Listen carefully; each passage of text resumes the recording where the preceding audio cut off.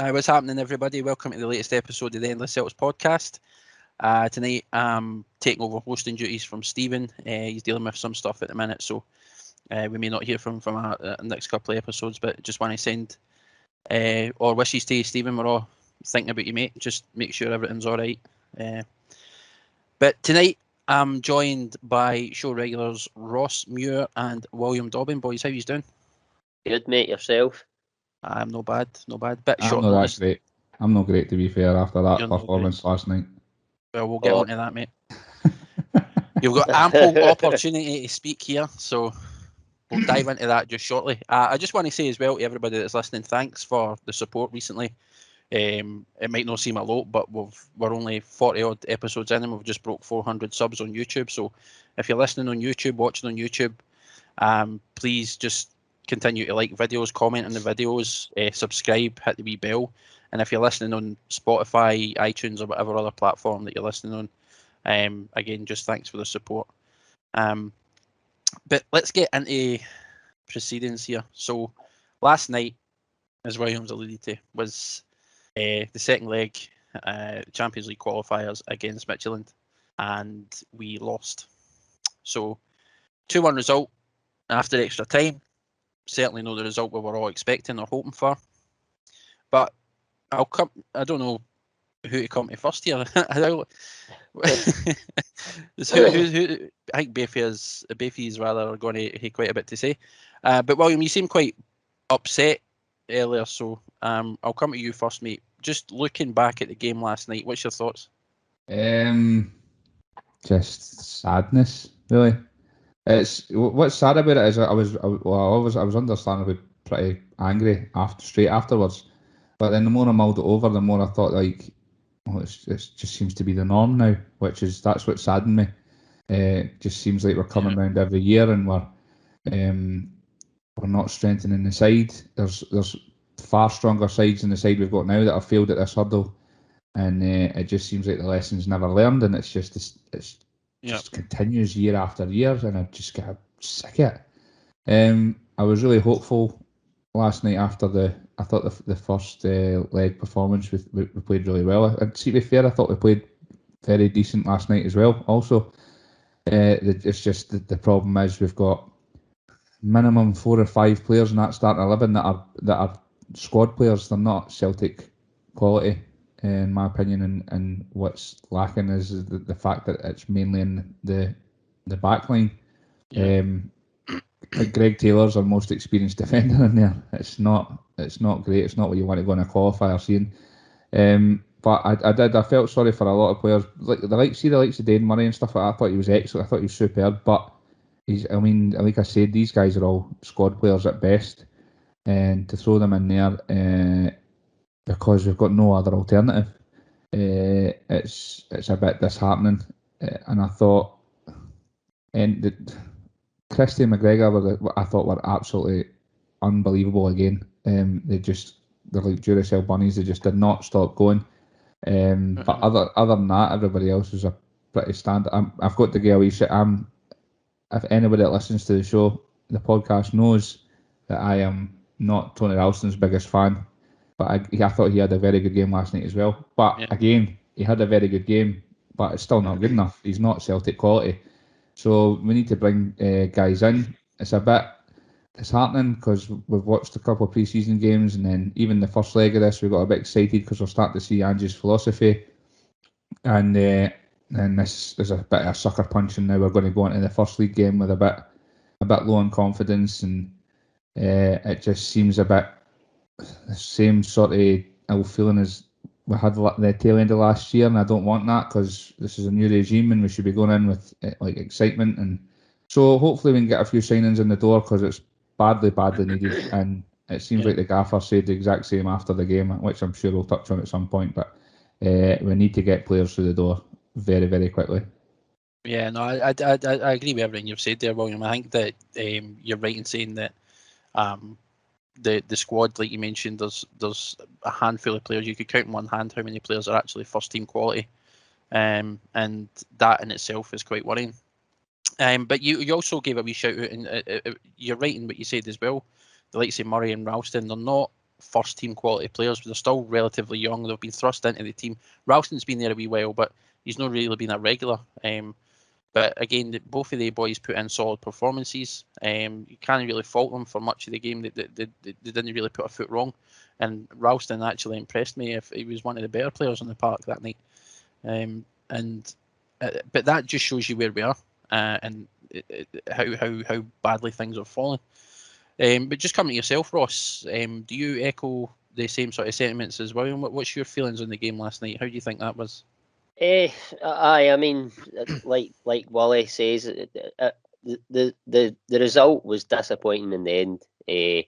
But like Wally said as well, I don't think we played probably as well as we did in the first game, but I don't think we played terribly bad last night. I mean, on the game itself, I think sort of the early part of the game, probably Midtjylland had the better of it. We sort of weathered their early press. They didn't really put us under massive pressure, but they probably had the better of the game. Sort of middle part of the first half, I feel like we started to get a bit of a foothold in the game. But then again, the first half sort of petered out a wee bit. But I mean, looking at the way we played, I could sort of see, for the majority of the game, I could see how Ange wants us to play. In regards how high Bain was, and he was getting involved in the passing, the passing passages with the back line. So I can see the reasoning for the style and the idea, and it's sort of trying to draw teams out and sort of trying to play through the opposition press. And when it works, it looks great. But last night, for me, it only worked once or twice all night, and the rest of the time, it was sort of heart in the mouth stuff. But again, like I've said before, I sort of hold on to the fact that if we get the right signings in, which I think we're obviously making moves to do, then that style can be executed better. But I mean, moving on to the second half, I thought we started really well, and we were good for our goal. That was a early in the superb goal, second. by the way. It was absolutely fantastic, wasn't it? I mean, I thought his goal at the weekend was good. This just topped it tenfold. It was the take in the chest and the volley. There's no keeper in any team that plays in that Champions League this season would save that. It was outstanding. And after that goes in, I think there looked, for a spell anyway, there looked to be only one winner in the game. We were going forward all the time. We were the one that looked like we were going to score. Forrest comes on, he gets that chance to make it 2-0. I don't know if it was because he's just on, he's not up to speed, but it's just kicking the ball towards the goal. He had a free shot goal basically. He's missed it, and then seconds later we've been absolutely punished as happens at European football. And I don't know, it was sort of took the knocked the stuffing out of us, and I think in the end fatigue probably set in. That coupled with the fact that we had an absolute passenger in Edward up front. And I think in the end, at this early stage in our season and process, coupled with the fact that we've got a lot of young guys playing, I just think that we ran out of steam, fitness-wise, and over the course of the tie, as it's been in the last probably 4 seasons, we've played well, and over the piece we've played well, but we've just not been clinical enough, and you have to take your chances at this level, otherwise you get punished, which we have been again, and it was disappointing, but it's defensive mistakes as well, innit? I mean, both the goals were preventable. Yeah.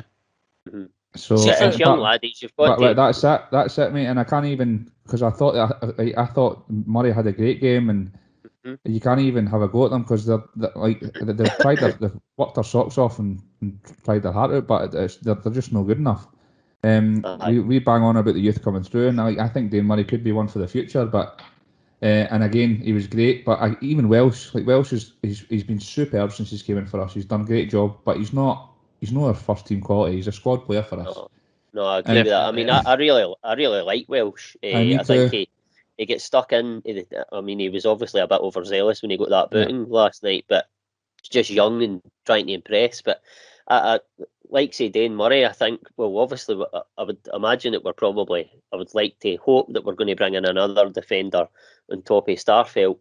We'll have Julian coming back. We'll have Welsh. So, like say Dane Murray, you could maybe see him going out and loan. Maybe, hopefully, getting a lot of games for somebody, whether it be in the Premier League or the Championship, something like that, and maybe come back a better player. Not that, like, he's very young, he's not a bad player, I don't mean that, but just to gain a bit more first team experience, because I don't think through time he'll get the game time that he's looking for at Celtic at this young age. Yeah. I would agree with that. I mean, like you said, it's very hard to be critical of the likes of Murray and Welsh in that last night. And like you say, the goals essentially that we conceded were preventable. But they burst their arse for the entire time they were on the park, and you got to give them credit, because like you say, they're not experienced enough yet. They've kind of been thrust into circumstance and expected to perform at that kind of level, and they've done their best, and you can't fault them for it. But one of the things sorry, John, there's probably only two players last night that I would have been critical of, and I think maybe one. I thought Sorrow, I might be a bit harsh, but I think he was just lunging into tackles, far too aggressive, giving away far too many fouls, just trying too hard, I think. Again, I didn't think Turnbull had a good game. Turnbull wasn't great, but I mean, Edward was just non-existent. It looked as if he was a player that's having a medical tomorrow. It just looked like he wasn't. I mean, no, he only doesn't look interested, but nothing was sticking. He couldn't hold up anything. Even running in behind, it was woeful. I mean, Scott Bain beat more men than him last night, I think. Aye. I think Scott Bain beat 2 men. To sum it up, it was a bloody disgrace. Oh, he was. It was, and I'm cannot believe. I mean, we were all texting the group chat last night, and I cannot believe he didn't get hooked. I can't believe he didn't get taken off. By hooked you mean punched in the face? Aye. And he came on and ruffled a defender within 30 seconds and did more than what Edward did in the whole first 110 minutes or whatever it was before Ayeti came on. It's a strange one. You're right, though. I mean, and I think Eddie's performance last night was sort of woeful. I think we all thought with Ange coming in maybe this year, we'd start to see the best of him again. But he just kind of slipped into the same state he was in at the end of last season. Or for the majority of last season, he just looked disinterested, like you mentioned. He looked like he was scared to go in for challenges. He wasn't really. He was kind of lackluster in his movement, and he was a bit slow. Like, there was a couple of things I think you pointed out as well when he was running back. And like Ange's already said in his training, etc., that he wants, and we've heard these clips, he wants the guys running non-stop. You stop when the whistle stops. And for me, Edward just looked lazy, disinterested. And you talk about him not making challenges. The only challenge he made was on Forrest, when Forrest beat about 4 men and he taken the ball off him. Like, he couldn't have had honestly, it's got to be his worst performance in a Celtic shirt. Got to be. See, at one point he was running back, right, and he was doing that like sort of like spinning the head, like shaking the head to make it look like he was really like going flat out, when actually he was like not even bothered his arse. He was just like jogging back, but he was doing that thing with his head to make it look like he was going at full pelt. And I thought, turn it in, man. Aye. And I mean, if this is a sign that he is on his way out and he knows it, and he's been played as a matter of circumstance again, then I mean, so be it. But we this brings me on to my next point, and this is, I said that with the biggest thing I think we can say, and it's certainly, at least when you look at what most fans are posting, most articles are saying this morning, and just sort of general consensus is that this all lies at the board's door. They know, we know as fans, that this has been happening now for 4 or 5 seasons in a row. Every time we're coming into these Champions League qualifiers, we're underprepared, and the board didn't seem to be investing enough or doing things quick enough. In this season, the off seasons where you'd expect the board to really get the finger out, you'd be expecting them all to be pushing for everything and having 1, 2, 3, 4 maybe talks on the go, try to get guys in the door, rather than just banking on one and then waiting on it failing and then going for another and waiting on it failing, which is where it appears to be. Because we're getting linked with every name under the sun at the minute. But that's all you're hearing is links. You were not hearing much else. So, William, just coming to yourself, obviously you touched on earlier that this has become the same old story. Year in, year out, at this stage of the season, we're failing at the first or second hurdle. And because we're underprepared. And again, like I said, this year, of all years, is the one year where we really need to get things moving and really needed to get things in question. I know, obviously, COVID and everything else plays a part in that, with quarantines and everything else, and we know transfers aren't just done by a click of a finger. It takes time, but this is stuff that should have been done day one. There should have been hundreds of contacts going out and players getting signed or contacted, clubs getting contacted and things trying to get negotiated as quickly as possible for me. But what's your thoughts on it, William, in regards to the board and there? Do you believe that this falls at the board's feet, and are they responsible again? It's got to be. They've got to take the flak. It's I can go on COVID and stuff like that. You can't lay it at the gaffer's feet anyway. I like the fact he's actually coming out and in some of his comments seems like he is challenging the board, but he does it in a clever way, where he's like, I think one of his comments was maybe I wasn't forceful enough in saying we needed bodies in now.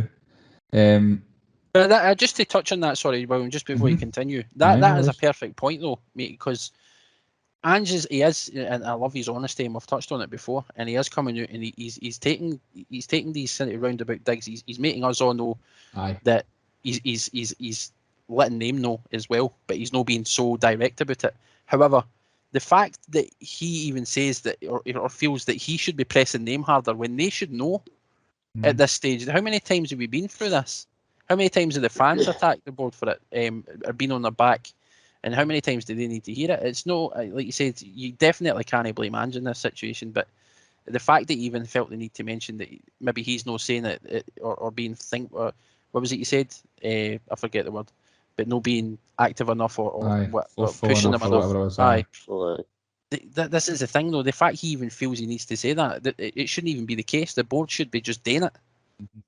I think it goes back. I know we're talking about.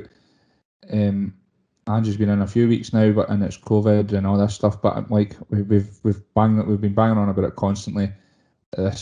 Lennon was out the door months and months ago. Should have had somebody in.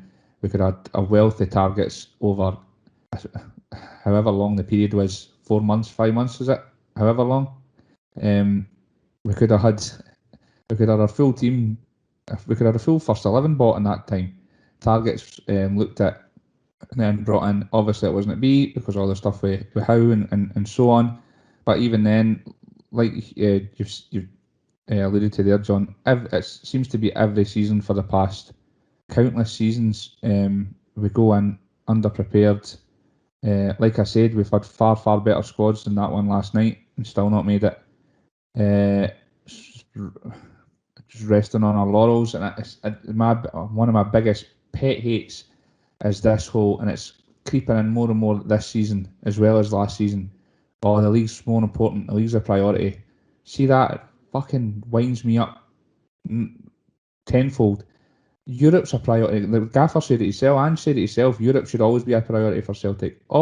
Some of our greatest memories watching this wonderful team is in the greatest European Cup games and the greatest European tournaments, playing against the best teams, and that should be our aim. Domestically, we've been cleaning up, and it seems to be like as long as we're doing well there, then that's okay.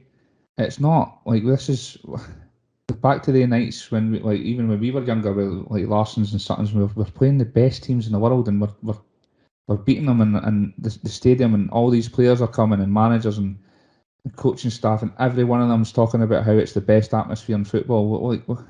How's it going to be the best atmosphere if we're not there? And see all these people, it's all about money now, and it's just the big teams, and they're no interest in that. I don't even care about the Champions League anymore.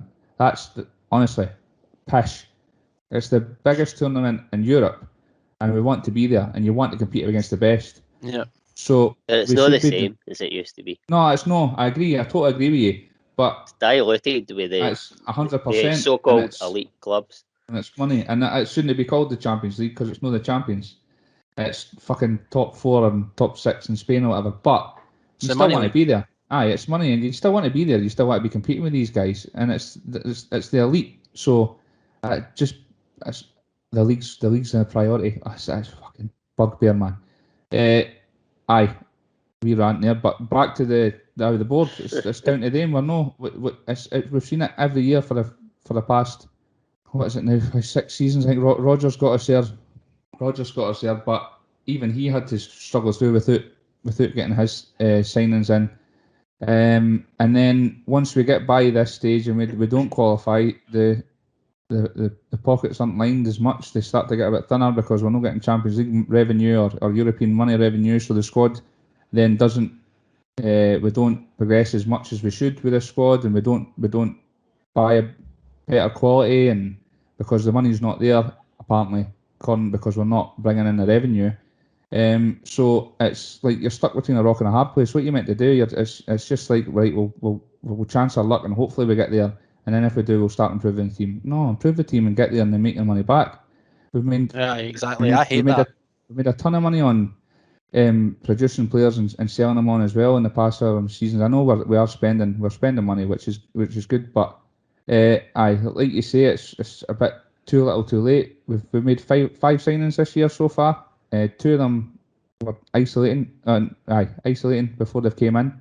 Well, one of them was just in the day, and that's the day after. The bloody game, and that's and Celtic are promoting the hell out of that when we're all hurting the day. It's another one. There's the two young boys from Sheffield Wednesday didn't even get a sniff. I'd like to see Shaw in that midfield. Like I said, I don't think Sorrow had the best of games last night.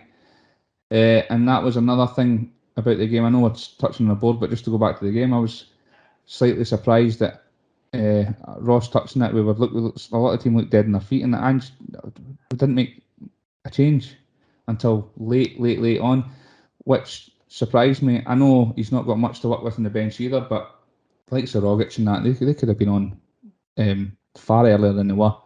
And it's frustrating because that Forest chance, if he puts that away, the tie's over, and we're having a totally different conversation right now, and we're all super excited, and it was a decent performance. It just feels a bit flat now, but get the signings in before the Champions League deadline, before the Champions League qualifier, and just get us through it. Well, we've been screaming for that, William, for years, as you know, as I said, and it never ever happens. And I think this is where we ultimately need to put blame on the board now. The board have been coming under scrutiny for various different things over the course of the past number of years, but I think this has to be the final straw for me.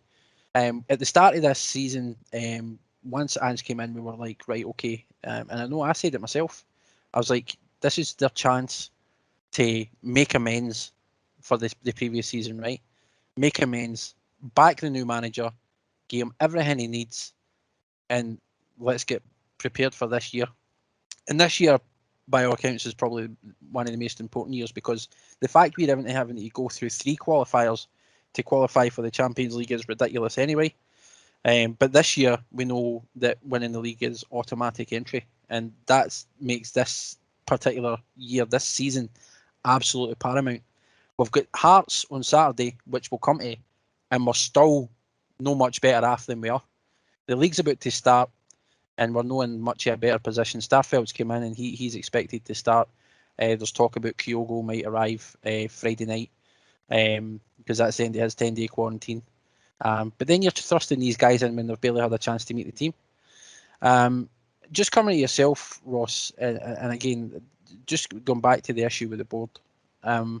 As William says, this has been going on for years, and I completely agree and echo. The Champions League, whether it's diluted now or no, is still the sort of pinnacle for club football. And you want to be part of that. You want to be mixing it with the elite. And the nights at Celtic Park are second to none. And we all want to see that again, and we all want to be part of it. But the board's, and William made a perfect point, the board's failings here, and this is bringing players in on time. Let's qualify first and then sign guys. is absolute bullshit. And that sort of mentality just shows you where the board is and how far detached they are from the fans. As I said, I think maybe we all said, and you were one of the guys, I believe, Ross, as well, who agreed that the board this year, if they can get the finger out, they back the manager to the hilt, they give him everything he wants in time, and we actually start making inroads, then maybe start to build or repair the relationship they had with the fans. But at this stage, given what happened last night, what's your feelings on the board at this point? Well, first of all, everything you've sort of said, I share sort of all the sentiments that you have went over. But I mean, I could sit here and go over all ground. The last season, the spring, early summer, the Howe fiasco. We're all, like you have touched on, we're all fully aware of the failings of last season, the past season, the summer there for the board. We're all aware of it. So God knows. Let me ask you this then: if rather than go over old ground and stuff that we've already been over, do you think it's time for the board members to start stepping down, or do you think that they need to be taken to task for this? You think it's time? I don't know if they should step down. But I mean, I'm not saying I'm disagreeing with anything of what you have said. I'm just sort of trying to, we could talk about it till the cows come home. It's not going to change what's went previously. I'm just sort of trying my best to look forward and remain to have a sort of level of positivity, even after last night, which didn't go well. But I mean, I might get laughed at by people that listen or by yourselves, and that's totally fine. But the past failings, the past failings at board level, for me, they've got nothing to do with Dom Mackay, which I think most people agree with, nor if they get anything to do with the relationship he's forging with the manager. Now, I accept that Mackay probably has a culture and a mindset to change within the board, and like building the squad, it's a process that will take time. But the squad, I think that's a process that's in motion. I mean, last night was hard. It was a hard result to take, especially given that over the two games, for all the world, we looked the better team. But I just think the reaction for some off the back of that result, it was as if that was a surprise to some folk. I mean, after the first game, don't get me wrong, I thought we'd get through the tie. But before a ball was kicked, I said it in the group chat, I tried to look at it with a sense of perspective for where we were as a squad, and I wasn't surprised, and I expected the result that transpired last night. I expected before a ball was kicked. But again, back to the board, what has went for the board for the most part in the last couple of years has been nowhere near what is and should be expected within reason. Last night, it's on the board. Last night, it's on name and name alone. Absolutely no doubt about it. But I go back to that word that I've used, process. I still maintain that the signs I've seen since Mackay and Ange have came in have been good. We didn't have time to be ready for that tie. It's just the way it's worked out, and you have touched on it. Obviously all the things that have happened before it have sort of brought us to this moment.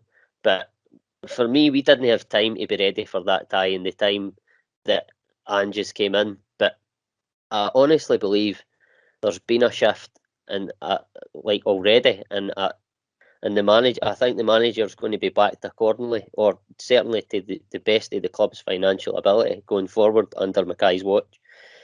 I believe Mackay, I don't think he'll gamble on the Champions League qualifiers like his predecessors have in time. I mean, don't get me wrong, hopefully he doesn't need to gamble. If we win the league, we'll go straight into it next year.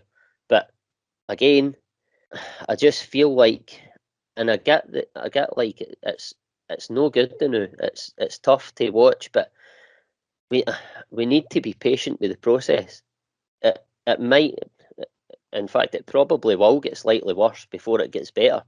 But I believe That's nice and Mackay. Positive, Ross. By the way, but what I mean is like for maybe the next month or so, but then we'll start to see just things changing a wee bit once the signings start settling in and all that. But I believe Mackay will change the mindset of the board. I really do. I think it's starting already. Yeah, and really I believe think so. that I do. I think it's starting already. It's just it doesn't look like it because of the window we've had to get players in before that Champions League qualifier. I said it in the last podcast. I don't think they gambled with the Champions League this year. I just don't think they've had enough time to get the players in. And don't get me wrong, I know Ange has touched on that things aren't moving fast enough. Ross, remember, but we're in a position where they've not had enough time to get players in because of what transpired prior to that. I know, and I've alluded to that. Their own fault. I'm not ignoring that. And I've alluded to that, and I'm not ignoring that. I'm just sort of, instead of looking back and going over old ground all the time, I'm trying to look forward. For me, I honestly believe that I'm not saying he's completely changed the mindset in the boardroom, but I think he's starting to. And I believe Ange, in time, will change the culture of the club. I really do. Absolutely. And I agree with you, Ross. I mean, like you said, you can start to see it, and Dom and Ange have been a breath of fresh air. And I don't think anybody would disagree. See if we're still having this conversation in maybe, I don't know, 6 months' time, then I maybe need to eat my words. But for me, all the signs are there right now, and I believe, going off of all that we can be successful this season. It won't be in the Champions League, obviously, but I think we can. Well, we've still got Europa League qualifiers, so there's still an element of Europe within the season. When does the transfer window close? I think at it's the end of August. The end of August. We've got like another 4 weeks to get players in. They're going to come in dribs and drabs. It's just the way it is, and they're going to have to isolate and stuff like that. But I believe that by the end of August, our squad will look very different on paper for what it does now. And then by the time the end of September comes, I'm not going to turn around and say we're going to win every single game from now to then. Points that we dropped, Rangers won't win every single point like they did last year, or no lose every. Again, they never lost one game. They'll not do that. But as long as we are in kind of a touching distance by the time September comes, I believe that by that time you'll see a change in the team, and they'll be starting to really playing the way Ange wants to play. I'm not saying he'll get every single player he wants, but a big chunk of the team will be in place, and it'll be players that he wants that are suited to that style. And I think you'll see a big difference. I really do. I'm not saying it's going to be perfect, but I think I can see a lot better Celtic team than now, and they're probably personnel-wise on paper worse than what they were the tail end of last season. If you look at the fact that we've got what our back four is, okay, and they're playing better football, and they actually, on the face of it, should have won both the games against Midtjylland, but for like just poor finishing, bit of inexperience. I just believe that the signs are there, and I'm very positive, and I think Ange is going to bring success back to the club. I really do. By the way, just to jump in, I totally agree with everything you're saying, Ross, about what's happening, and with Mackay and with Ange in the door. But I'm always hopeful. Even last year when we were horrendous and we were on that horrendous run, every game we went into, I believe we were going to win it. I've never ever not backed Celtic. Doesn't matter how bad we are. But in saying that, this season we're talking about how we gamble with the Champions League every year. The league season starts in 2 days. So, and you've said it yourself, I was just about to say that the squad now is, for me, it's far weaker personnel-wise than we did have at the tail end of last season. And it looks like we could get even weaker, as much as Edouard was terrible last night. looks like we can weaken the squad further again if the reports are true. And a lot of that was loans that left. Aye, that's true. That's true, mate. Bad management as well, by the way, because there was too many loans. You can't have as many loans as what Celtic were working with, and then all leaving at the same time. That's bad management. I'm not defending the board by any stretch, by the way. I know, but this is what it's not just gambling with Champions League now. It's that we're 2 days away for the season, and as much as you talk about the Rangers, they're not going to be or they might not do what they did last season. If you look at their squad, they've got like 2 or 3 players for each position. That if somebody drops out, somebody else comes in and does just as good a job. We're looking really thin now, and we are right. And we're 2 days. Sorry, mate. We're 2 days away. And like I say, I can't wait for the future. As soon as he gets these guys in, I think we are in the football he's going to play. I think we're going to give a fair few teams a right good doing. There's going to be goals. There's going to be fast attacking, transitional play, and and once everybody's mind. But basically, we're no pre-season, but we pretty much are still pre-season. The guys are still getting fit and all the rest of it. And I think we are. But my fear is that by that point, it's not going to be too late. It's never ever going to be too late. We're not going to be that far behind. But I think the Rangers they're a strong side, and I'm just worried that we get off to a bad start, and like what happened with Lennon, it just starts to crumble. And I don't see it happening, but I do fear that we do need to get bodies in the door and super quick, because we're not. It's not just like usual. We're at the Champions League, but we've got the league. The league's 2 days away. We're here now. It's so we can have performances like we did last night and not put the ball in the back of the net, and we're not looking great at the other end of the park. We talked about the play that he likes to play, and I thought I was really impressed, and I thought we did look quite composed, and because they pressed us really high last night, and I thought we got ourselves out of trouble a few times with quick one-touch passing, including the keeper, who I thought we also got ourselves in a lot of. But I was just about to say, but also there's 2 or 3 times where we put ourselves right bang in trouble with playing that as well. So if you're going to do that, you need to make sure you're putting the ball in the back of the net at the other end. And to be fair, as much as I thought we probably should have won, I agree with you, the 2 ties, other than Forrest's other chance, and Kalmak's goals out of nowhere, it's an absolute wonder strike. We didn't create a lot going forward either. No. So I totally agree with that. But what you have to take into account as well is any of the teams, obviously barring Rangers, but we won't. There's no other team in the Premier League that will face the quality. And Midtjylland weren't a brilliant team, by the way, but we won't face another team in the Premier League other than Rangers with that quality and that sort of high press. So I think there's enough in the team because they're playing a lot better than they were last season. There's no doubt about it. They're playing with a better confidence, a purpose, a plan, and I just think that we'll get. I don't like to use this term, but I'm just trying to think of another way of putting it, and I can't. So I'm just going to say it. We'll get by the now until we get guys in for the league, and I know it's no ideal, but I think that we've got enough in the squad still to win a few games at the start of the season. I know, albeit we're playing, I think we're going to Pittodrie, Ibrox and Tynecastle, but I still think there's enough in that team to win, certainly take a draw at Ibrox and win the other games under Angie's watch and the way he wants us to play. And then hopefully in the meantime, while we're doing that, we're getting guys in, getting them quarantined, and then getting them into the squad in time for sort of, I don't know, the end of August. I don't know the exact time scale it would be, but just roughly, I don't know. No, listen, guys, I completely agree with what both of you are saying. I mean, you both make excellent points. Ross, I firmly agree with you in the sense that, and William as well. You say that it's the case of this team is playing football better than we've seen last year, and despite the fact that we're weaker, and we've already, that was going to be the lack of depth and everything else was the next point, the next subject, but we obviously moved into that conversation seamlessly anyway. But I wanted just to touch on it. My thoughts in regards to that is, I mean, bear in mind, this is a completely different style of football than we've seen this team play, right?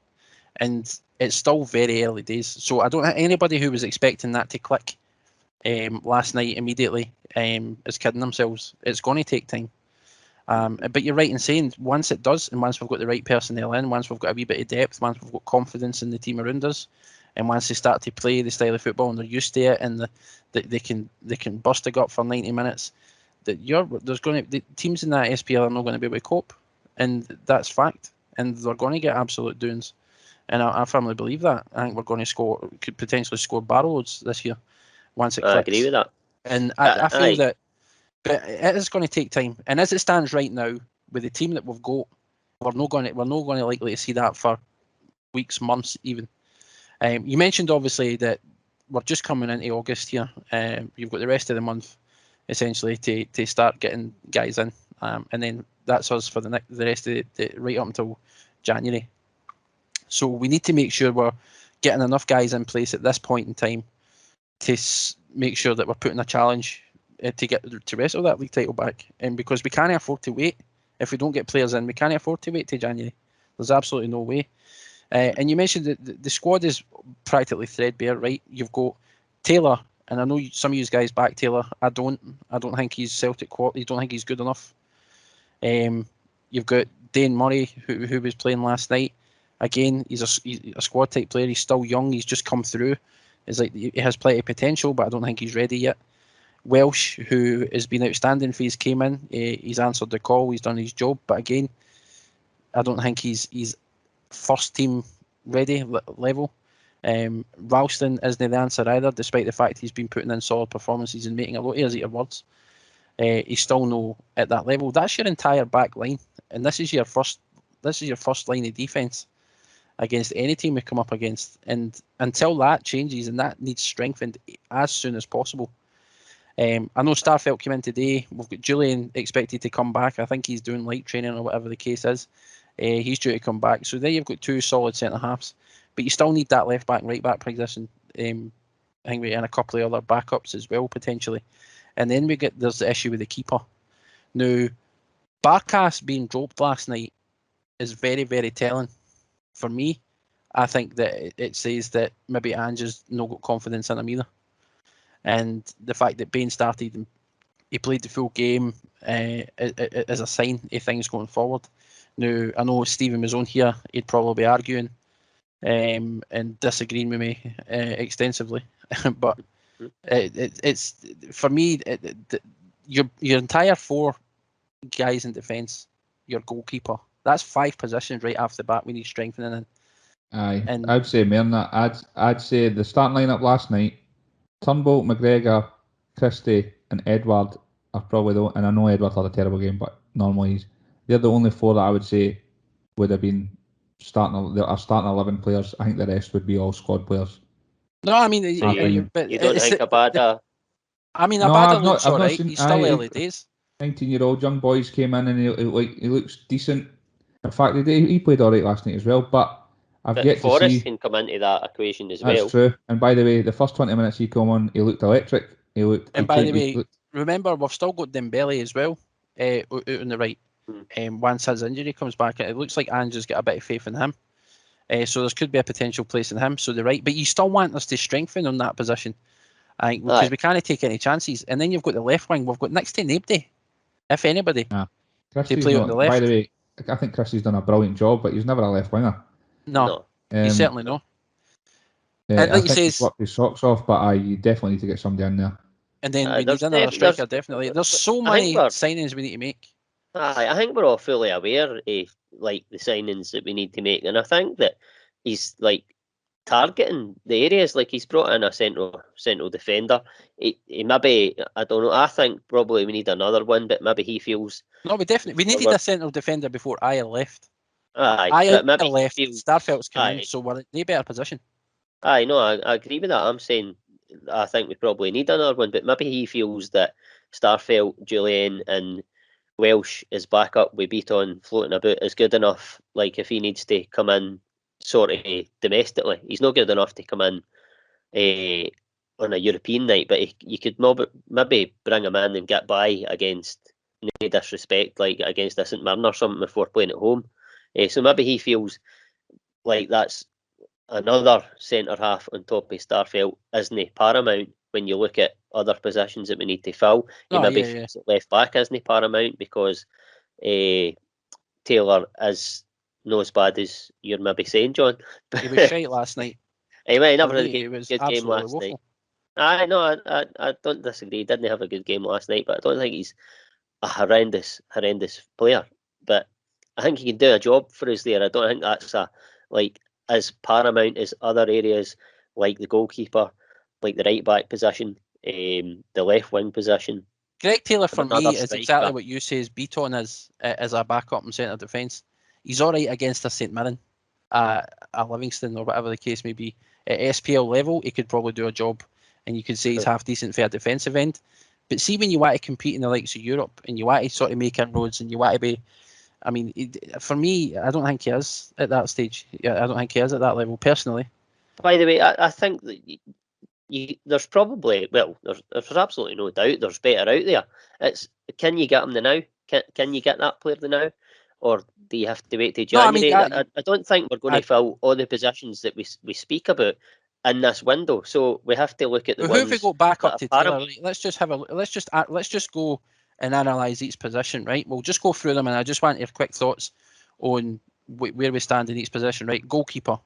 Do we need to bring somebody in? Aye. By the way, Absolutely. I thought, see, just a touch. I thought Bain had a good game last night, but he's never ever the answer. Neither the other two. No, he's no Celtic number one. No. Two, so we need to bring in a goalie. I think that's not even up for debate. So right, left back, you've got probably starting left back at this point in time. Taylor. Who have you got as backup? Montgomery. Bolly, Montgomery. Bolly's no feature in anything either. Although you could say we maybe need to strengthen, it's no as paramount as other positions, in my opinion. Totally agree with Ross. I think Greg Taylor's decent. I mean, in terms I think Taylor's decent, but he's not. I'm the same as you, John. Like, I always back Greg Taylor. I think he gets a lot of stick and he shouldn't, but he's not. I would say he is a squad player too. And if we could get that, but that would be my last priority. That would be just that. If we can get a loan move or something like that last, and he's a top player, then aye. But if not, I wouldn't be too unhappy with Greg Taylor going forward. I agree. I'd be happy with him for a season. I think that left back is maybe no a priority position, but it's that I think ultimately long term it's still a position we need to improve. Aye, if something came up, then I would definitely jump at the chance. But and like you said, a loan move would probably be perfect for us because you've got at least then you've got Suham in for the season, you've got backup. Yeah. So then let's move then to your two central defenders. We've got at the minute Starfelt's just came in. We've not even seen him yet, but we've got Welsh, Murray, and Julian to come back, and then like you said, Irrigidi, and then what Beaton.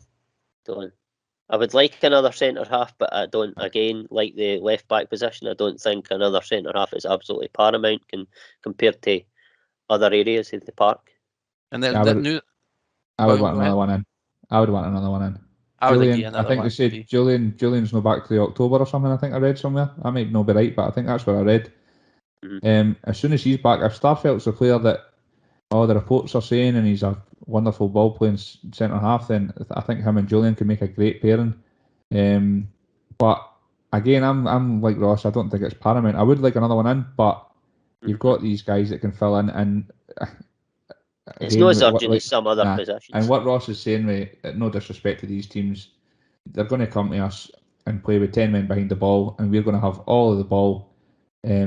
It's not going to be like the high press that they played against us last night. And I don't think Midtjylland knew that we were threadbare, and they take advantage of the fact that we're still getting used to this tactical side of things, and they could do that. They could get away with that. But if this was... That's their game anyway.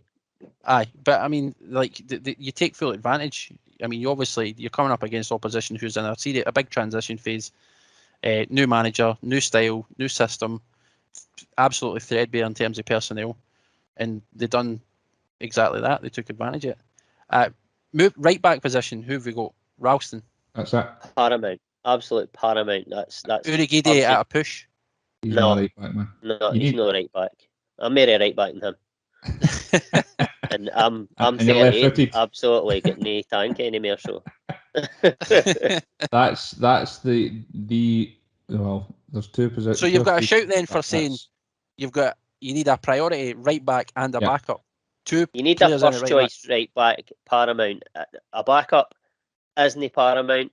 I don't like Ralston, but again, I'm looking at can you get a backup and a first choice in this window? Probably no. So paramount is a first choice. Ralston could be backup for a season. So looking at the defensive end, then what we've established, goalkeeper and right back are paramount. Yep. Mm-hmm. The rest, left back, central defence, you'd like a player in, but it's not necessary, right? Mm-hmm. Midfield, I don't have any issues with the midfield as it is. As far as I'm concerned, we don't need strength. I would like a one in with a bit more dig. I think we were overrun in the games against Rangers, and we lacked that bit of dig. Brown obviously gives you dig, but he was just at the latter stages of his career, and he was found wanting in the games all at the time. I would like to see somebody coming in there with a bit more physicality. I think we've got nice technical players in there now with Christie and Turnbull and McGregor. Sorrow, he's quite technical as well. He can be tough in the tackle, but I don't think he's, when you go up against like a Ryan Jack I think your man Shaw that we've got could be that guy, by the way. I'm hoping Shaw's going to be that guy. Possibly, but he's still young and raw. He is still young and raw, but see what you see in the pre-season. He's got an engine on him. He's box to box. He's not scared of a tackle. He's quite a big laddie as well. He doesn't shy away from anything. So I think he could potentially be.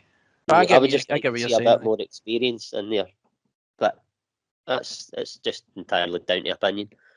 No, but I mean this is why we're talking about it. It's like just to get your opinions and see where you stand. What about yourself, William? Any position midfield in the area that you think we need to improve at this point? I know what Ross is saying, and if there was somebody out there, then I wouldn't be adverse to it. But I'm hoping I'm hoping Shaw's going to be that player. I was really impressed with pre-season. There was a couple of goals that came from him actually winning the ball, in the tackle and letting the guys up going forward do their job. So I'm hoping he's going to be the guy. I was screaming for him to come on last night. And I think that's probably our strongest. I think Calmac now playing the number 8 role rather than the number 6 role as Hartson and Sutton were touching on. He's looked like he's absolutely flourishing. He's getting forward and scoring goals. So like Turnbull has not been great so far, but what he showed last year, he carried the team himself for 3 months. So I wouldn't be wanting, and Christie can slip in there as well also. And we've still got the likes of Rogic and that haven't been mentioned as well, that are there that can do cameo appearances and Charm as well. 20, 30 minutes. I know Charm as well, aye. So I think we're pretty stacked in there. I wouldn't.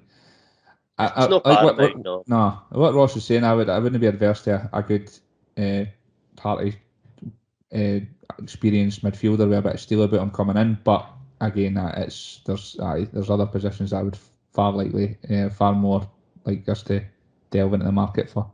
And then lastly, forward position, your strikers.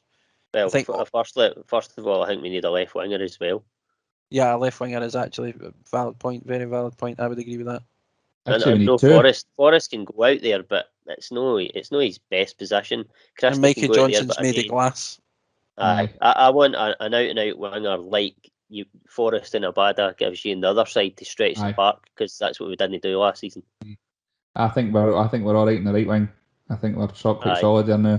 I think left we could do one or two. We could do in the left, and a striker's badly needed. Aye, that's up there with the goalie. But then you've got Kyogo coming in, who plays up front. Aye. He plays left wing as well, does he know? He can play left or right. Centre. Aye, plays left. Play left or centre. Aye. Is it left? Well, there you go. But I still think we could do with having another striker in as well, and that's no slight on obviously Adjeti, who I'd like to see obviously take his chances. I thought, like you says, when he came on last night, he looked up for it. But Eddie's heads away as far as I'm concerned, and that last night proved that. I honestly think if what Ross is saying there, and we do get proper wingers in that are hitting the byline, I think Ajeti could score barrel load of goals for this team. if he's got the Okay, service there like that. But we've just not got that now. And it wasn't that long ago Rodgers was saying we've got about 400 wingers. Now we've got 9. What's happening, man? They've all gone. But it just shows you just how threadbare this team is. The fact that thus far we've went through every single position and we've said it's an area that maybe no paramount, still needs strengthened, except the centre of midfield. I think that's the only area where we can say, and maybe the right wing as well, where we can say we've actually got enough depth and enough talent there. But every other position on the park, you've got an argument, and that just shows you the task at hand and how bare bones the squad is, which was the point essentially I was trying to make. I think the difference is, I think in seasons past, maybe I don't know about the end of last season, obviously, but even though it's the same squad, but previous seasons, you'd be looking at us every window we went into. I would always go, I'm quite happy with this first 11. I think we're just looking for squad players now. Whereas now it's the exact opposite. It's like we need like talent in our first 11 now. It's not about bulking up the squad. It's about getting bodies in that are capable of like leading the line for this team. Definitely. Every team has cycles like this, but no every team leaves it as bloody late as what we have. That's the problem. But this is what I mean. I think most teams do go through cycles like this, but you'd expect, given the position that Celtic are in relative to their competition financially in the SPL, and the fact that, again, if it weren't for the board's failings in the European aspect, you've got 4, 5, 6 potential seasons, 30, 40 odd million guaranteed money that we've let slip through our fingers because they've been ill prepared. And now we're in the position we're in. Whereas I don't think that this had to have been the case. If the board were on their toes and they were doing things, we wouldn't need to be in this position. And that is worrying as well for me. I think if you've got to look as well and say, right, okay, if they did back the manager in the last 4 seasons, right, the ties are still difficult ties. You don't just turn up and win the games even though you've backed the manager. We spent in the region of 20, 25 million last summer after that tie, and look how shite we were. I mean, it doesn't guarantee that you're going to be good. Like these signings that are coming in, you can't guarantee that we're going to be outstanding. The problem is when you look at 2-3 seasons ago, and you go into the first game of the season, you look at that start lineup then, and the start lineup we're going to have on Saturday night. That's a proper fall for grace. It's frightening. It's actually scary. Aye. So that actually just takes me on to the league opener. Saturday, obviously, SPL campaign kicks off. We're opening it against Hearts. The way the team is now, just quickly, before we start getting into lineup predictions and everything else, just quickly, do you think we're ready for it? I think we'll be all right. I think Ross is bang on. I think we're going to. We might not be at our best because these things take time and his style's going to take time. But I think all these teams that we're going to be playing, we should be giving them a game. We should be beating these teams. Most of these teams are going to come at us with 10 men behind the ball, and we're going to be in full control of the game, which with this philosophy is like we're going to dominate. And with the way he likes to pass the ball and he likes to get people forward, and these fullbacks are coming into the centre, and the defenders and the keeper are ball playing players effectively, and we're going to have a lot of the ball. I think it's going to be very effective. I think the only down that when we're going to come under scrutiny or our downfall is going to be when we've got teams like Midtjylland that the high press and then they can put us in bother. If I'm being completely honest, I would really like the Rangers game to have been pushed back a bit further and not come as soon in the season. Yeah. But I'm fairly confident that we will get off to a good start, and the good times are going to be back. You in the same sort of mindset, Ross? I mean, Willie's touched on the style of playing stuff there, and just to add to that, I think that, like as Willie says, that most teams will be sitting with 10 men behind the ball, but I think the way it looks like we're going to play will draw teams out because we'll be playing along the back. It will sort of draw them out, and then these teams aren't as good as teams at European level, and we'll be able to pass the ball through them easier and expose them more than what we did last season, like playing the ball across the front of them just like being very comfortable, just heading it clear, or it was too central all the time. But I mean, as regards the game on Saturday, I mean, it is Tynecastle, but regardless of them being promoted, we'll have to work very hard to pick up the 3 points. But it's a 3 points you'd be expecting to pick up still. As I've said before, I think there's enough within the squad that we have the now to win that game and win a lot of Premier League games. So I'm confident we'll get 3 points. Yeah, I would agree with you boys. Ross, just quickly then, considering Starfelt's came in today, he's available for selection on Saturday. And we'll say hypothetically, if Kyogo does come in tomorrow as he's reported to, and he's going to be available, what's your starting lineup and score prediction going to be? So assuming that Kyogo's available. Aye, let's just assume he's, because by all accounts, his 10-day quarantine finishes tomorrow. Aye, right. I would go with Bain in goals. I'll go with a back four of Taylor, Starfelt, Welsh and Ralston.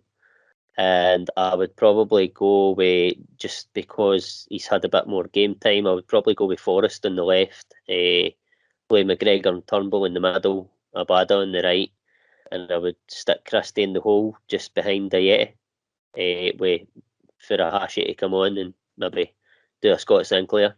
He done it. That was against Hearts Day, wasn't it? Aye. And what do you reckon the score will be? I'm going to go 3-1 Celtic. Nice. William, what about yourself? I like that team, by the way. I really like that team, Ross. I think are you wanting what I would go with, or what I think he'll go, Andrew go with? What do you predict the lineup's going to be? I think Andrew will go with the exact same team, except put Starfelt in instead of Murray. But I would like to see Shaw in there instead of Sorrow as well. But I think that'll be the team. And I think we'll win 2-0. And I'll go for the two wingers. I'll go Christie and Abada to score. Nice. I'm similar to yourself, William. I think it's by and large going to be the same team that set up against Midtjylland. I think Starfelt's definitely going to start in place of Murray. I think if Kyogo comes in, we might even see him starting rather than coming off the bench. I think that Ange maybe would put that on him, just thrust him in the deep end. And I agree with you. I said it earlier as well, and I've said it on previous podcasts. I think Shaw's going to be a player for us this season, and I'd like to see him get an opportunity, and I would certainly start him. I'd like to see him start anyway, ahead of Sorrow. But I think the team should be well set up. I'm going to say 3-0 to us. I'm going to say Turnbull, Christie and Kalmack. Anyway, that'll be that. So, by the way, sorry, just a touch. I really like the thought of McGregor, Turnbull and Christie as a midfield three, but we've talked just about how much Kalmack's flourishing in that role where he gets to go forward, and I think if it's that midfield three, he's going to be the one that's sitting. So it's a bit of a shame. But again, against all these teams that we're talking about, the lower end of the table, I think that's something that could definitely work in our favour, and much more attacking, fluent football. It's interesting. Yeah. I take it you didn't want my scorers, John. Did you not say them? No. I thought you said in Furuhashi to come on and do a Sinclair. I thought you'd mentioned your scores. Sorry, go ahead. No, well, I was just going to go McGregor, Christie. I don't. If Furuhashi is in the squad, I'll go for him to score the third. If he's no, we'll just go with Forrest. They start putting a fiver on these by the way. One of them's going to come in one day. Why? One of them is going to come in. I've not got any of them right so far. It's like coupons every week for me. But boys, thanks for coming on and joining me again. I know that this has been a little bit more passionate and a wee bit less, I guess, positive than we'd maybe hope, given last night's result. Obviously, this is recorded on the Thursday night to go out on Friday, which is why we keep referring to last night, etc. But no, thanks for coming on, boys. He's enjoyed it. Happy to be back on. It was a brilliant debate there. I thoroughly enjoyed that one. That was good. And like I says, it's one of the things I personally like about this is when, like I said, despite the fact that was a negative result, it's still very early doors and we've still got a lot to look forward to. But you can hear the passion and the discussions that we have, and I think that's fantastic. And I'd urge anybody listening as well, get involved. Like as I say, as I keep saying it, anytime I'm on here, leave a comment on YouTube. Let us know what you think. What would your lineups be? Who do you think? What positions do you think we need to just get involved in the conversation, like you were on here, Ryers, and just be part of it. But boys, thanks again, as I said, for coming on. Thanks again, Stephen, for letting me take the hosting again, mate. We're all here for you if you need us. Just give us a shout. And for everybody listening, thanks for the continued and ongoing support. Any of you boys want to say anything before we go? I think I've said enough.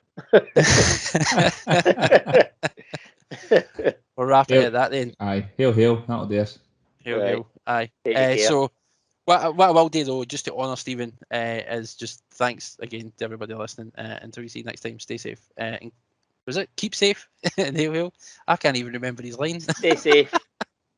Stay safe, hail. I think. Stay safe. Fuck it. Stay safe, hail. You're 100% wrong.